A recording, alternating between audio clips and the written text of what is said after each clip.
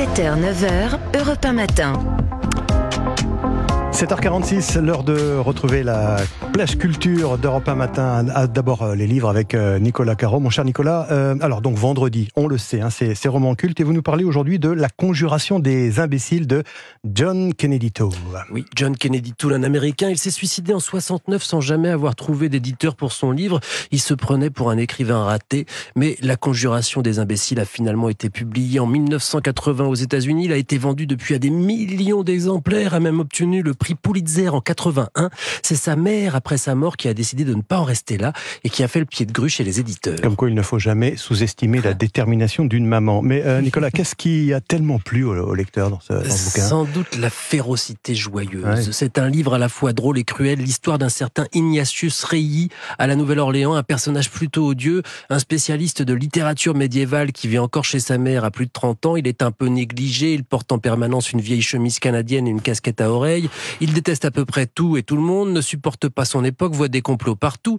Il est assez feignant, en plus de ça, il n'a jamais travaillé de sa vie jusqu'au jour où sa mère va l'y obliger. Et on suit donc les aventures de ce personnage parfaitement antipathique et dégoûtant, même si on finit par s'y attacher. C'est ça ce qui est bizarre et qui en fait un très grand livre. Il y a le titre aussi, c'est un titre très fort. La Conjuration des imbéciles, c'est intriguant. Ça provient sans doute d'une citation d'un autre écrivain, Jonathan Swift, qui écrivait « Quand un vrai génie apparaît dans ce bas monde, on peut le reconnaître à ce signe que les imbéciles sont tous ligués contre lui ». C'est un peu l'histoire de l'auteur, Kennedy Toole, qui n'aura donc jamais connu le succès de son vivant.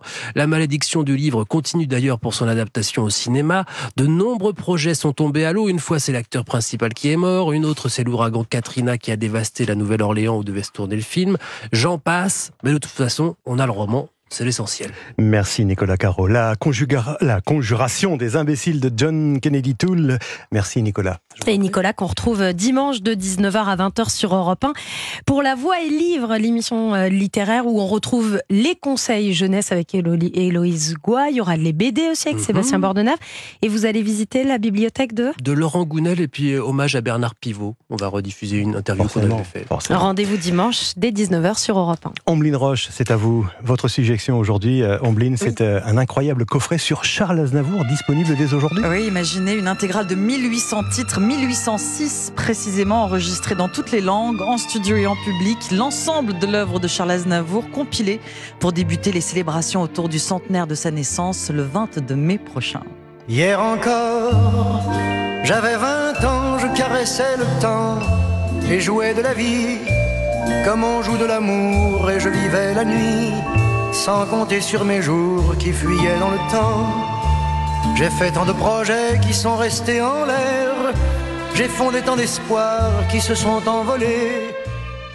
1806 chansons. 1806, je les ai toutes comptées. Mais dites-moi, il a fallu combien de temps pour assembler l'œuvre gigantesque du grand Charles ? Eh bien, plus de 2 ans, Lionel. Une tâche titanesque de la part des équipes de Panthéon Universal. Elles se sont replongées dans les archives conservées dans les sous-sols des studios d'enregistrement de la maison de disques qui est au cœur de Paris. Un article du Figaro raconte le travail de fourmi dans lequel s'est lancé notamment Bruno Hay, éminent spécialiste de Charles Aznavour. Et qui a donc été chargé de retrouver toutes ces chansons. Voilà, et il raconte comment il est allé, je le cite, à la chasse aux singles, identifier chaque chanson sur chaque vinyle et trouver le master original, c'est-à-dire l'enregistrement d'origine qui sert de base pour graver les disques. Et en l'absence de master, eh bien, il a été nécessaire de numériser les vinyles de l'époque.